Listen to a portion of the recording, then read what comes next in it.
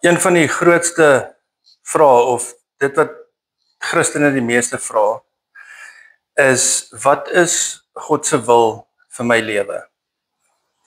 En ek dink dit is die vraag wat die meeste gevra word en ek weet nie of jy dit al gevra het nie. Ek het dit ook al 'n paar keer in my lewe gevra van wat is God se wil vir my lewe? Wil God hê dat ek hier moet bly? Wil God hê dat ek hierdie werk moet vat? Wil God hê dat ek met hierdie persoon wil trou? Wil God hê dat ek van die huis af moet studeer of moet ek dalk wegtrek iewers anders heen om daar te gaan studeer? Wat is dit wat God wil hê ek moet doen? Hoe lyk God se wil vir my? En dit is 'n baie legitieme vraag en partykeer dan vra ons wil ons eintlik vir die Here vra, maar sê vir my hoorbaar wat U wil is vir my lewe, wat ek moet doen. Of skryf dit in die lug of stuur 'n WhatsApp van die hemel af en sê dit vir my, hierdie is die goed wat ek hê wat jy moet doen, want dit is baie verstaanbaar dat ons so voel, want ons wil graag die regte ding doen. Ons wil doen wat God wil hê ons moet doen en ons wil nie die verkeerde besluit neem nie. Ons wil nie 'n verkeerde besluit neem wat vir ons laat voel dat God vir ons 'n geel kaart uit die hemel uit gee en sê jy is vir 10 minute uit die game uit nie. Dit is nie wat ons wil hê nie. En dit is hoekom ons wil hê, ons wil partykeer presies weet wat is dit wat God se wil is vir elkeen van ons se lewens. Maar wat ons baie mooi moet verstaan is dat ons moet anders kyk na die wil van God, want God is nie iemand wat wegkruipertjie speel met ons in die hemel nie. Hy is nie iemand wat vir ons sê dat sy wil vir ons lewe is 'n spesifieke kolletjie op 'n kaart. Dit is waar ons X marks the spot. Dit is waar ons God se wil sal kry nie. So wanneer ons nou vanoggend hierna kyk, dan is daar 'n paar goed waarna ons gaan kyk na wat beteken God se wil vir elkeen van ons. En wanneer ons dit verstaan, dat ons sal besef dat God se wil vir elkeen van ons is baie meer persoonlik en dit is baie meer bevrydend as ons regtig waar verstaan hoe die wil van God werk. Want ons God is in wese 'n God van verhouding, 'n God wat in 'n verhouding wil wees met die mense vir wie hy lief is en wat ook vir hom liefhet. So die kennis van die wil van God begin by die hart van God. Kennis van die wil van God begin by kennis van die hart van God. Hoe meer ons God vertrou, hoe meer ons tyd in sy woord spandeer, hoe meer ons tyd saam met sy mense spandeer, hoe meer ons in verhouding met ander mense spandeer, hoe meer leer ons van die hart van God en aan die einde van die dag ook die wil van God. En daarom is die tema van vandag se boodskap ontdek God se wil vir jou lewe. Kom ons bid saam. Here ons God, ons dankie dat ons U wil kan ken, dat U dit vir ons openbaar, dat U dit vir ons bekend maak.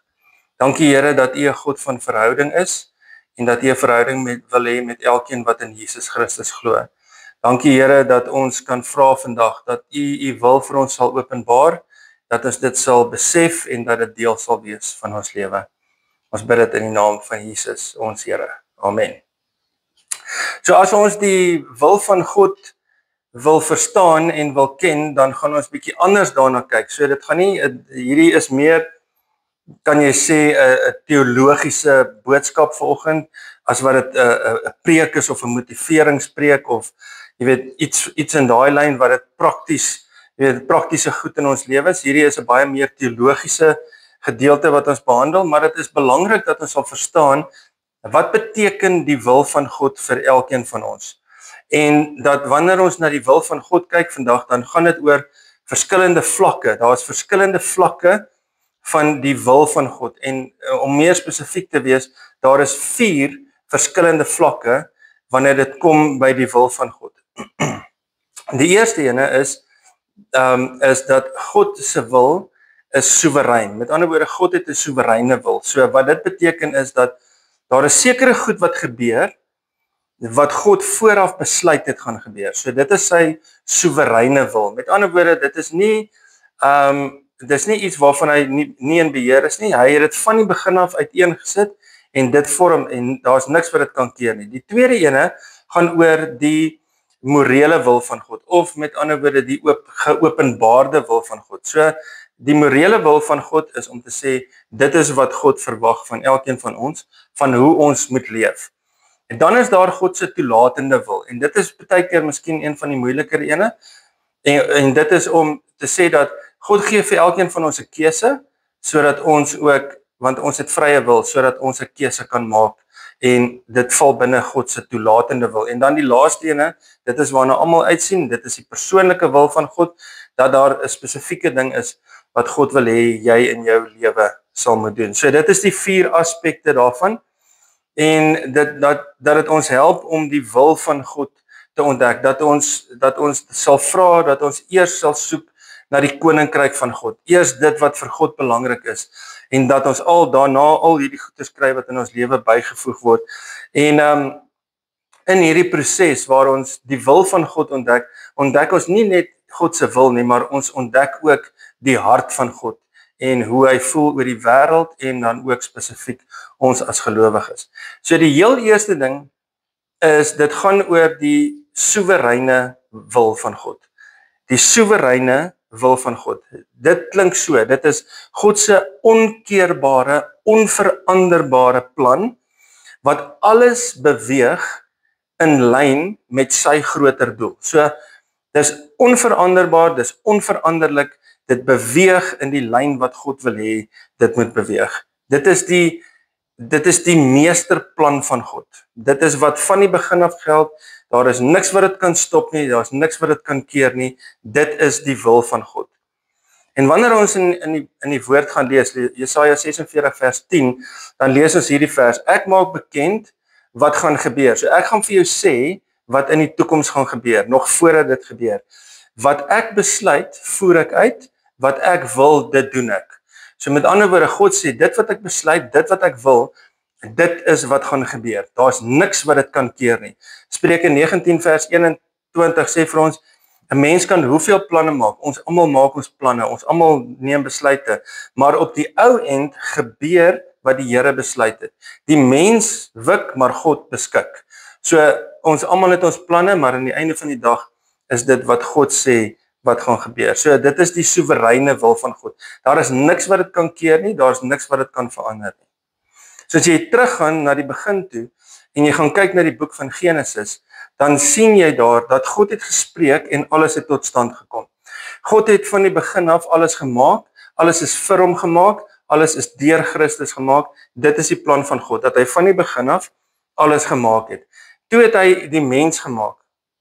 Uit stof het hy vir Adam gemaak, en God het sy gees, God het sy asem in Adam ingeblaas en aan hom lewe gegee.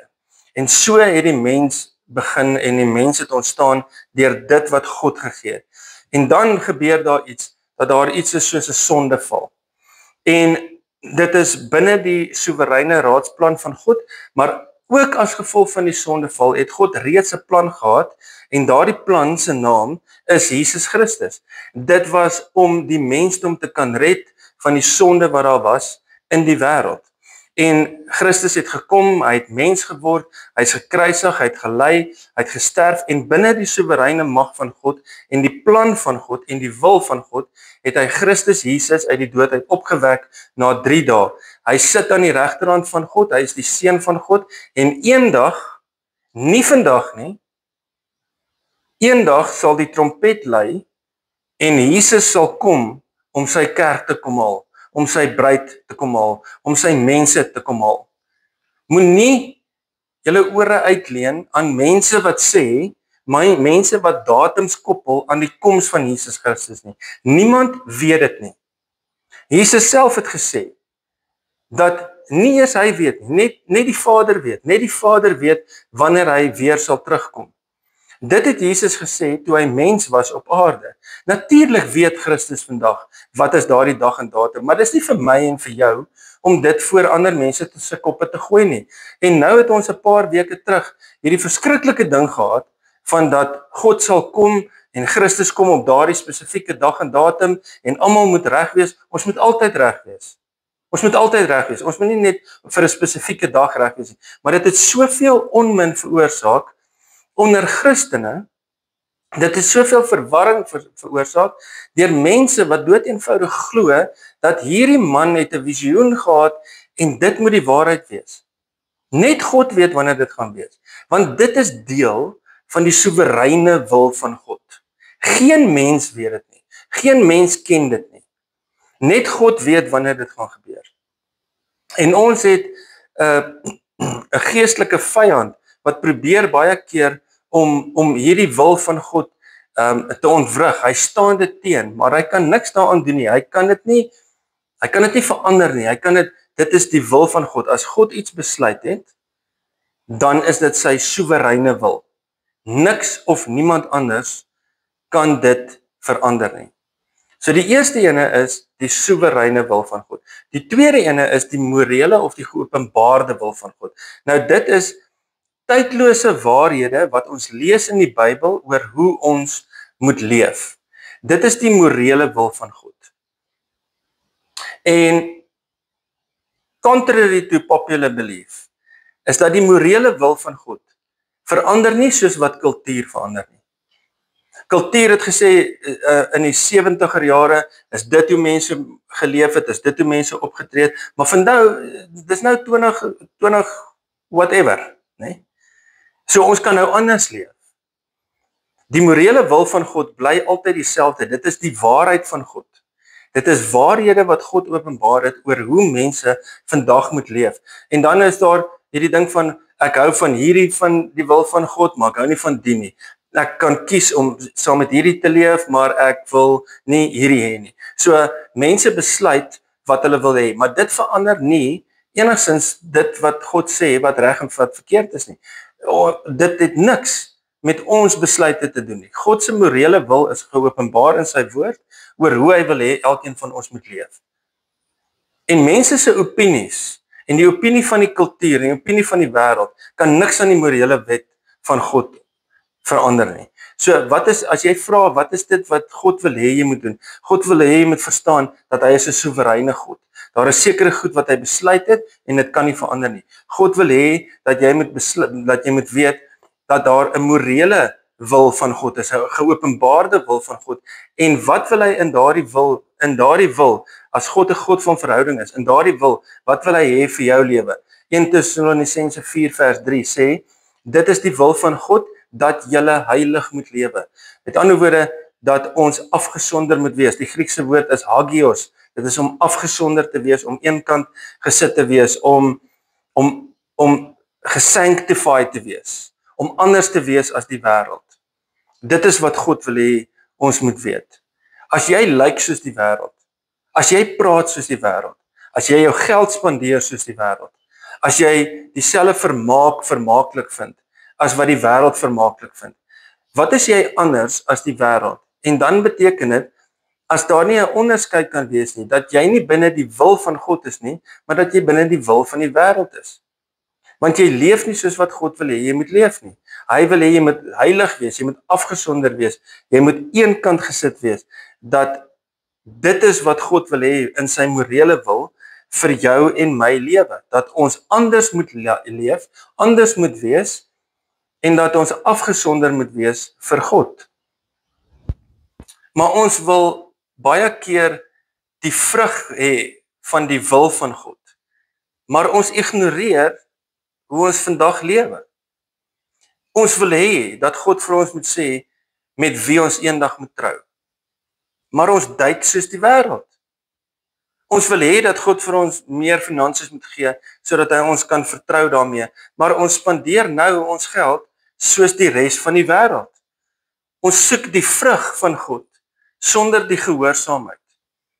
Ons wil die lekker hê sonder die sleg. Maar of jy nou daarvan hou of nie, die wil van God verander nie. Jy kan nie in God se wil wandel en ongehoorsaam wees aan sy woord nie. Jy kan nie wil hê dat God vir jou moet sê hoe hy wil hê jy moet lewe, maar jy luister nie wat hy nou vir jou sê in sy woord nie. En wat hy vir ons sê in sy woord is baie duidelik en baie eenvoudig. Hy sê vir ons, jy moet lief wees vir moeilike mense. Praat die waarheid, al is dit makliker om te jok. Spandeer jou finansies op 'n verantwoordelike manier. Gee vir ander, al is hulle ondankbaar.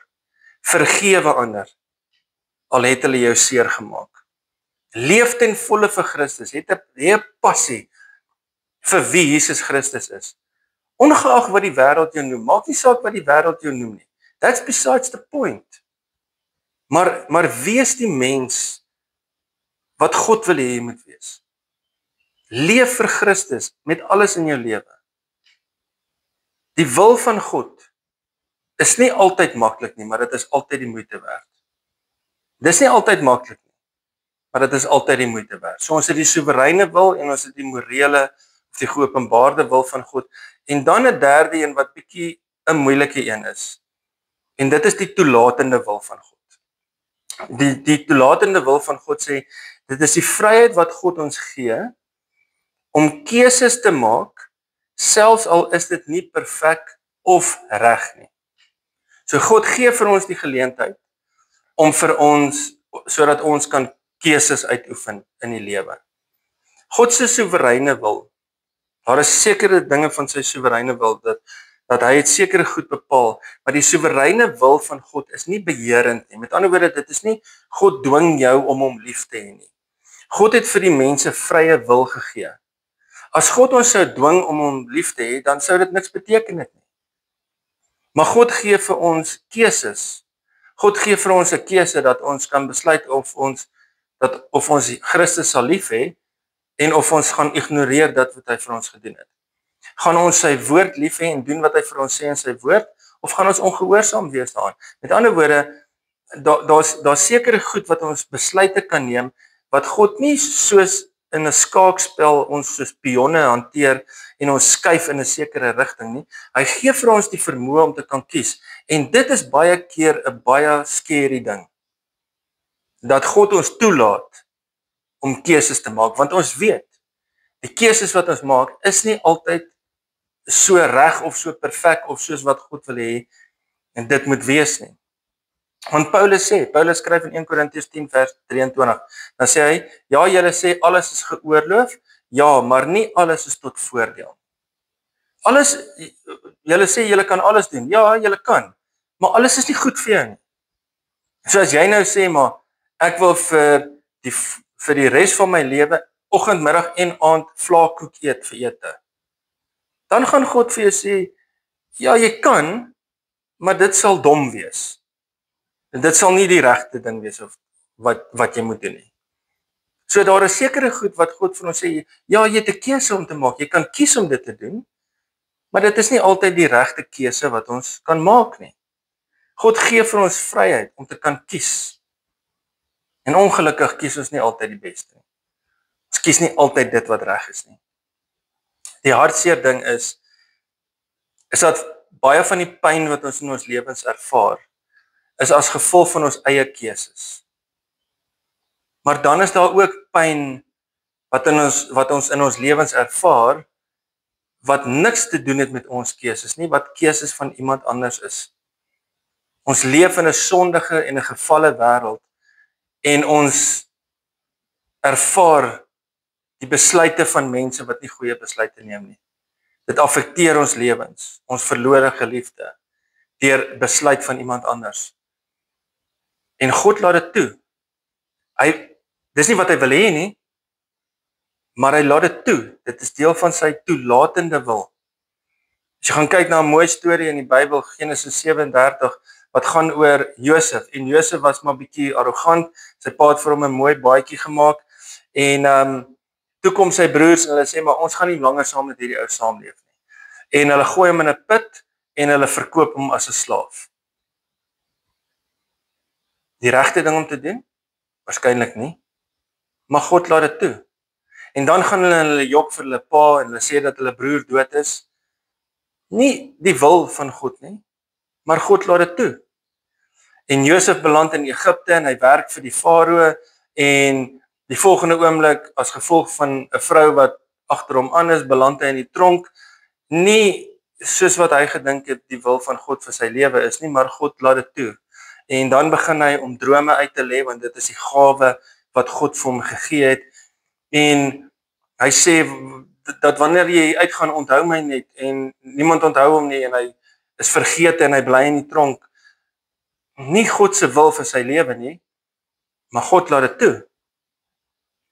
En dan kom Josef uit en hy word tweede in bevel in Egipte, en sy broers kom en hulle sien hom en hulle raak bang en hulle dink dat hy hulle gaan doodmaak. En dan wat sê Josef vir hulle? Josef sê vir hulle, al die slegte goed wat julle vir my beplan het God ten goeie gebruik. Selfs al die slegte goed in jou lewe kan God verander en ten goeie gebruik. Nie wat jy wil hê nie, nie wat God wil hê nie, maar tog laat hy dit toe. Tog gebeur dit in ons lewens. Tog verstaan ons baie keer nie wat gebeur nie. Maar dit is deel van God se toelatende wil. Dit is iets wat nie altyd vir ons lekker is nie. Maar dit is iets wat God toelaat in ons lewe. Maar selfs die slegte, dat God dit kan gebruik, dat God dit kan verander, dat God dit kan vernuwe. So ons het die soewereine wil van God, ons het die morele wil van God, en dan het ons die toelatende wil van God. En dan nou aan die einde het ons die persoonlike wil van God. God se unieke en spesifieke roeping op jou lewe. Want wat ons as Christene moet besef is dat ons is nie maar net gered van iets nie, ons is ook gered vir iets.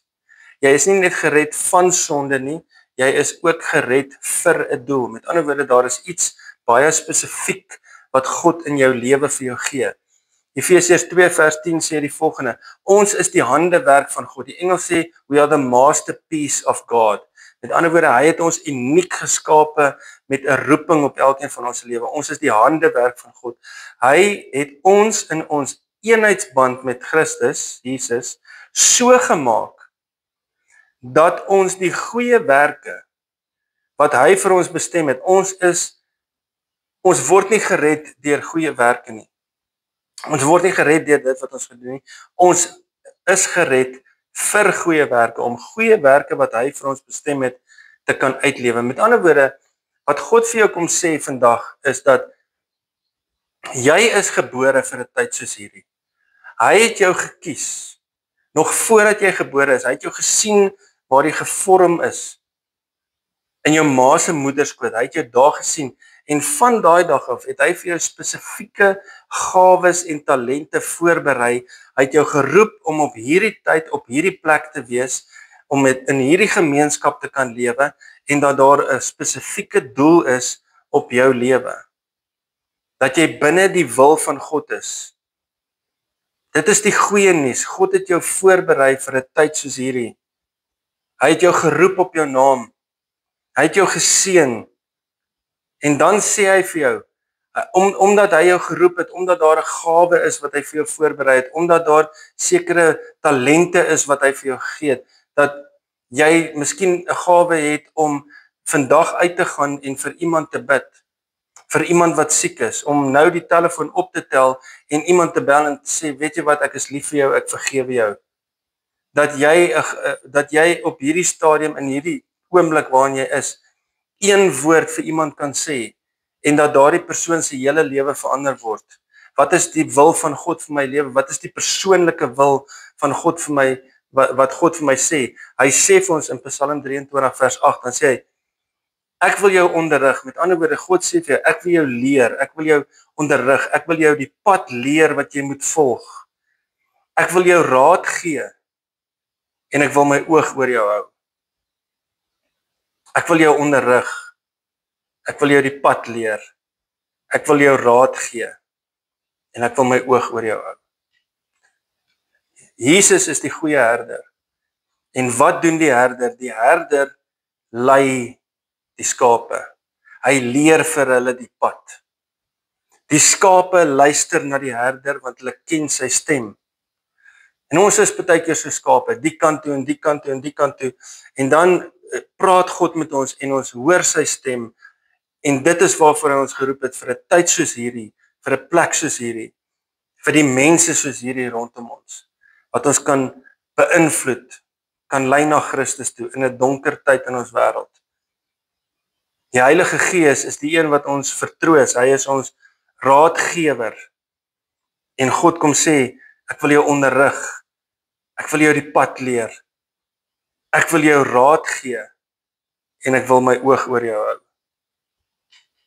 Jy het 'n baie spesifieke doel, jy het 'n baie spesifieke talent, jy het 'n baie spesifieke gawe wat God vir jou gee, sodat jy sy kind kan wees. Want hy sê vir jou, ek wil jou onderrig, ek wil jou leer, ek wil jou die pad wys, en ek sal altyd my oog oor jou hou. So wat maak ons met al hierdie goed waar ons gepraat het? Want ons het oor 'n geweldige klomp goed gepraat, die soewereine wil van God, die morele wil van God, die toelatende wil van God, en dan ook die persoonlike wil van God. Is dat die probleem wat ons baie keer het, is ons oorkompliseer die wil van God, en ons onderskat die goedheid van God. Ons soek die hele tyd na die wil van God, maar ons vergeet baie keer hoe goed hy vir ons is. En as jy kyk na my eie storie, binne die soewereine wil van God, het hy besluit dat ek op 26 Desember 1971 gebore moet word in Bethlehem. En my ouers was goeie ouers vir ons. Hulle het hard gewerk, hulle het goed gekyk na elkeen van ons. Dit was die soewereine wil van God, dat ek op daardie spesifieke plek gebore moet word. Niemand kon dit verander nie. Geen omstandighede kon dit verander nie. En soos wat ek ouer geword het, was ek die hele tyd betrokke in die kerk, en toe ek aan die einde van my skoolloopbaan toe moes ek kies tussen die regte en teologie, en toe besluit ek eerder maar ek sal die regte ding doen en teologie gaan swat. En dit was die plan van God vir my lewe, die soewereine plan van God. En soos wat ons maar studente is dat jy swat teologie, maar jy leef soos die wêreld, want jy toets alles en probeer om die goeie te behou. En nie altyd het ek geluister na die morele wil van God nie. Nie altyd het ek geluister na dit wat God wil hê vir my lewe nie. En ek het baie keer goed gedoen wat buitekant die wil van God is. Maar God het dit toegelaat. God het toegelaat dat dit deel word van my lewe. En so het ek begin in die motorindustrie, en eendag toe kom daar 'n jong man na my toe, sy naam is Eugemus van Tonder. En hy sê vir my, maar kan ons nie maar 'n reëling maak dat jy permanent by ons kom preek nie, want ons sukkel so om predikante te kry. En toe vra ek vir hom, wat is permanent? Toe sê hy vir my, net totdat ons 'n predikant kry. So dit gaan nie te lank wees nie. Binne die soewereine wil van God het ek 13 jaar die voorreg gehad om in Wepener gemeente te wees. En toe is ons weg. En dit was 'n hartseer tyd. En dit was miskien dalk nie wat ons wou gehad het nie, of wat ek wou gehad het nie. Maar dit was die toelatende wil van God, dat daar 'n verandering moes plaasvind. En dat ons welkom toe gekom het. En hier is 'n spesifieke gemeente wat ek gesê het, hierdie is die gemeente waar ek wil wees. Daar's liggies, daar's lekker musiek, dit is wat ek wil wees, dit is deel van wie ek is. Dit was my wil, maar dit was nie God se wil nie. Dit was wat ek wou gehad het, maar dit is nie noodwendig wat God wou gehad het nie. En hy het my in 'n ander rigting gestuur, en ek het gevra, maar kan ons dit nie maar verander nie, maar God het 'n ander plan gehad. God het iets persoonlik vir my gehad, om my te vat van een gemeente in welkom na 'n ander gemeente, waar ek dieselfde ding gehoor het, net totdat ons 'n predikant aanstel. So ek weet hoe eindig die storie. Maar dit is die wil van God.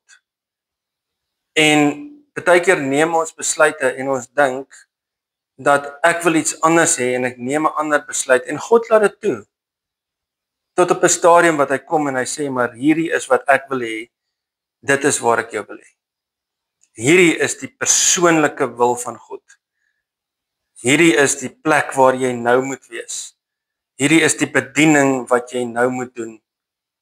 Dat selfs binne die omstandighede kan God dit wat ons besluit gebruik tot die beste van sy koninkryk. So wat doen ons om, wanneer ons kyk na die wil van God? Ons leer met dit wat ons gesien het, leer ken ons die wil van God, maar meer as dit. Ons leer ken die hart van God. Hoe hy elkeen van ons sien, wat hy van elkeen van ons verwag. En wat doen ons met dit wat ons geleer het vandag? En ons doen die volgende. Ons vertrou God se soewereine wil. Ons is gehoorsaam aan sy morele wil. Ons aanvaar God se toelatende wil, dat hy steeds goed toelaat in ons lewe, al verstaan ons dit nie altyd nie. En al is dit nie vir ons altyd lekker nie. En ons wandel in die persoonlike wil van God. Dat daar waar jy nou is, die plek waar jy nou is, dat jy God sal dien met alles wat jy het. Dat jy sal omsien na die mense rondom jou. Dat jy sal lief wees vir mense wat moeilik is. Dat jy mense sal vergewe wat jou te nagekom het. Dat jy jou finansies sal spandeer soos wat God wil hê jy dit moet spandeer. Want wat sê God vir jou? Hy sê vir jou, ek onderrig jou. Ek leer jou die pad. Ek gee jou leiding. En ek hou my oog oor jou. God speel nie speletjies nie. Sy wil vir ons lewe is nie maar net 'n kolletjie op 'n kaart nie. God se doel vir jou lewe is groter as jou verlede. Jou besluite, jou verkeerde besluite wat jy in die verlede geneem het geen impak op die soewereine wil van God nie. God het jou lief, God het jou gekies. Jy is die seun van God, jy is die dogter van God. Wanneer ons sy hart ken, dan ken ons ook die wil van God. Here ons God, ons dankie vir hierdie woord dat ons u wil kan ken. Die soewereine wil wat niks of niemand kan keer nie.